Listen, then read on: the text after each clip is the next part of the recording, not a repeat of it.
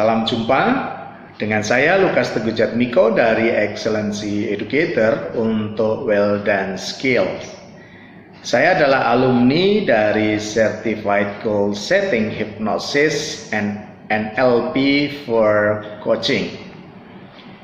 Ini satu pelatihan yang menarik bagi saya karena di dalam pelatihan ini kita mengkombinasikan antara pemahaman hingga pada pengalaman dan praktek.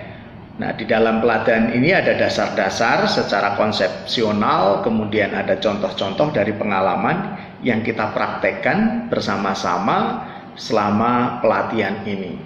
Dan pelatihan ini memberikan banyak hal yang berguna bagi saya, khususnya terkait dengan coaching, yaitu bagaimana kita menggunakan sebuah keterampilan di dalam potensi diri kita untuk memaksimalkan kinerja baik diri sendiri ataupun orang-orang yang kita tolong. Jadi kita membantu bukan hanya diri sendiri tapi juga orang lain yang ada bersama dengan kita, sehingga potensi diri itu bisa berdaya guna. Dan di sana juga dilatihkan bagaimana coaching itu dilakukan secara plan. Artinya harus menghayati sebuah presensia atau kehadiran kita hari ini, saat ini, kemudian menggunakan keaktifan kita di dalam mendengarkan, dan akhirnya memunculkan pertanyaan-pertanyaan berkualitas atau berbobot di dalam coaching, sehingga akan ditemukan solusi-solusi atau alternatif pilihan yang terbaik dari coaching, atau ketika kita mengcoach diri kita juga bisa menemukan hal-hal serupa, dan akhirnya kita bisa memberdayakan dari potensi-potensi yang ditemukan. Di dalam coaching sendiri kita menemukan bahwa ada 4 alternatif yang bisa diberikan sesudahnya, yaitu konseling, mentoring, training, ataupun untuk consulting.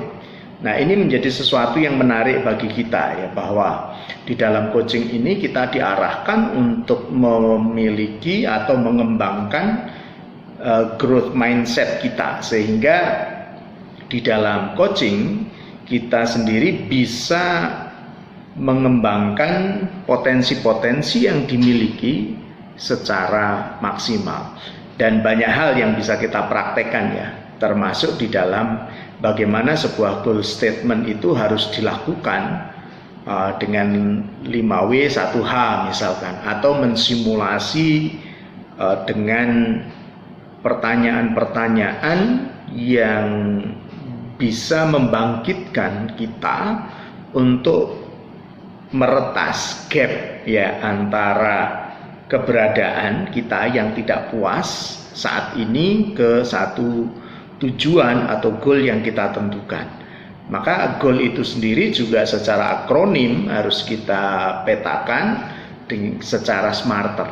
Nah, teman-teman, saya melihat bahwa di sini ada juga konversional hipnosisnya. Ini menarik sekali karena kita juga diajarkan bagaimana kita menyerap perhatian, kemudian menggunakan faktor-faktor kritis kita untuk menembus keterbatasan-keterbatasan kita di dalam memahami sesuatu atau melihat sesuatu atau tujuan begitu.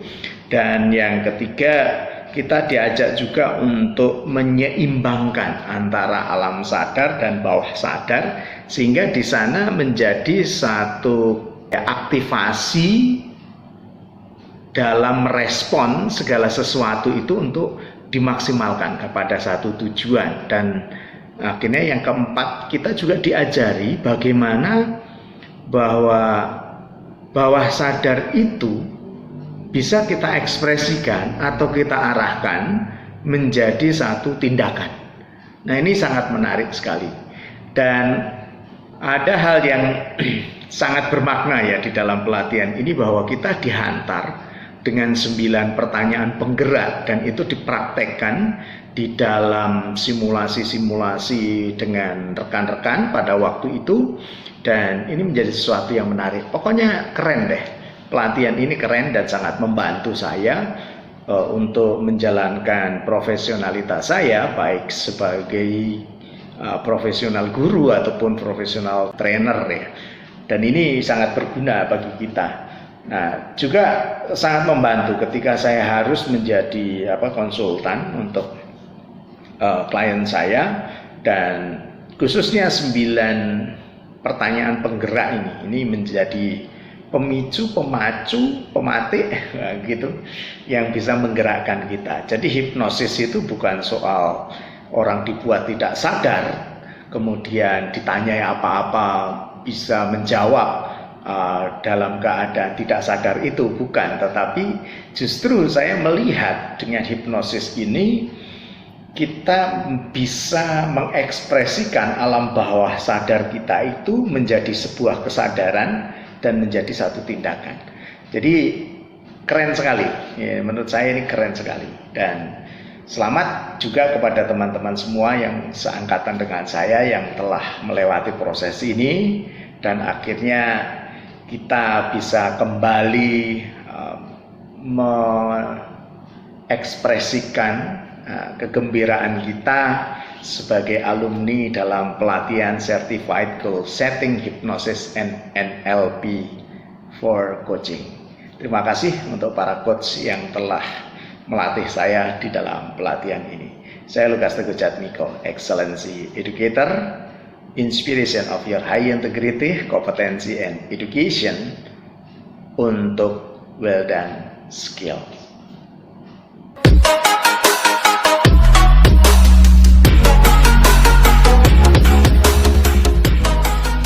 Selamat pagi Bu Lia, apa kabar? Baik. Bagaimana kabarnya hari ini? Luar biasa. Luar biasa, oke. Perasaannya hari ini gimana? Senang Pak. Senang ya, karena sudah weekend ya. Iya, besok weekend soalnya. Oh gitu, mau kemana?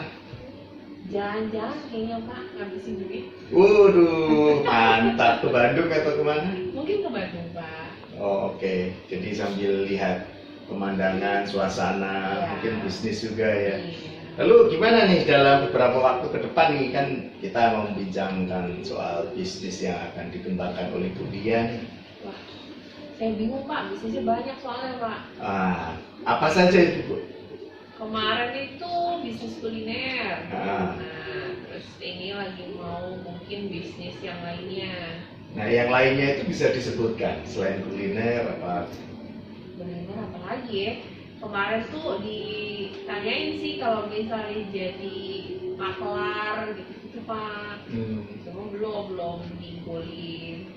Maklar apa nih? Tanah biasanya. Tanah ya. Lalu prospeknya bagaimana menurut Ibu? Bagus sih kalau maklar tanah, karena kan cuma sebagai perantara doang kan. Dapat fee. Lalu apa yang Ibu inginkan? Lebih ke maklar tanah atau ke bisnis kuliner? Kalau kuliner kan hobi Pak. Karena saya senang jajan, senang makan yang enak. Nah, kenapa kalau saya bisa bikin, kenapa enggak? Lalu apa yang Ibu inginkan dari bisnis kuliner? Sebenarnya pengen buka usaha sendiri sih, jadi nggak tergantung sama orang ya, kerja sama orang kan capek Pak. Dia pengen bisnis sendiri, cuma kan ngeliat di sini kan kalau di Cikarang agak susah ya prospek bisnis kuliner yang mau saya bikin gitu. Ketentuan karena terlalu strict sama agama. Kalau misalnya kuliner, contoh babi gitu kan agak susah di sini. Lalu kalau melihat peluang seperti itu, apakah Ibu punya pandangan lokasinya di mana kira-kira, lalu segmennya siapa? Ada pandangannya, segmennya juga sudah ada, cuma kan kalau yang kuliner itu kan kadang rame, kadang sepi, modal harus kuat. Nah, saya lagi ngumpulin modalnya supaya kuat dulu. Jadi kalau untuk sepi nggak ada masalah, pasti laku lah, karena kan kebutuhannya. Lalu dari bisnis kuliner yang akan Ibu tekuni itu, apakah Ibu punya referensi gitu dari teman atau mungkin dari saudara atau mungkin mitra bisnis kuliner Mitra sebelumnya ada. atau? Mitra bisnis ada. Cuma ya mereka kan di Jakarta Pak. Kalau untuk ke Cikarang itu paling saya ngambil produk mereka, saya taruh di tempat saya. Nah, kalau dari sisi peluangnya itu lebih bagus di Jakarta atau Iya di dong, Cikarang? di Jakarta lebih bagus. Kalau Cikarang tuh gambling Pak. Yang penting kuat modal. Kalau secara perkiraan nih, dengan peluangnya ada di Jakarta, nah dari sisi permodalan, dari tempat, dari pangsa pasar, dari mitra, dari supplier itu, apakah Ibu sudah punya satu gambaran atau kesiapan gitu? Kalau gambaran, kalau di Jakarta itu kan kita modal misalnya, anggaplah 100 juta misalnya. Nah kalau di Cikarang itu kita modal 60 juta juga bisa jalan. Cuma ya itu tadi, konsekuensinya kalau di Jakarta udah pasti laku. Saya yakin pasti laku, karena kan permainan pangsa pasar sama harga aja. Tapi kalau di Cikarang itu marketnya ada, segmentasi marketnya ada, cuma masalahnya di apa namanya, fluktuatifnya tuh nggak kenceng kayak di Jakarta. Kalau di Jakarta tuh dia mau naik ya ntar dia turun lagi, tapi ntar nggak lama dia naik. Tapi kalau di Cikarang ketika dia naik pasti ntar nggak lama turun. Sama kayak kalau di Cikarang tuh lebih ke boomingnya apa, itu bertahan paling lama 3 bulan, habis itu lenyap. Jadi boomingnya di Cikarang itu hanya bisa dikatakan sensasional aja ya? Iya, digerak sekali, habis itu normal lagi. Kayak sate taichan itu dulu-dulu kan di Cikarang kalau ada sate taichan ngantri panjang gitu. Tapi setelah 3 bulan ya pasti sepi lagi. Nah kalau tadi disebutkan sate taichan, Ibu punya produk unggulan apa nih yang akan dibisniskan di dalam kuliner ini? Kalau saya tuh pengennya sih cenderungnya ke makanan yang kayak, kalau misalnya kayak warteg gitu-gitu, ramesan itu kan banyak ya Pak. Lebih ke arah spesifiknya di babi sih Pak. Karena kan ada usaha juga kan, usaha apa, jual babi, ternak babi gitu-gitu. Nah itu kan lebih mudah untuk kita dapat produknya, jadi harga juga lebih murah. Cuma masalahnya itu tadi, kalau di Cikarang itu kita nggak bisa jamin setiap hari ramai dalam 1 tahun akan ramai terus. Jadi Ibu lebih prefer ke Jakarta ya? Iya. Dan sekaligus untuk bisa Sama online sih Pak. Oh sama online Sama ya? online. Online itu kan kita nggak keluar biaya untuk tempat. Iya ya.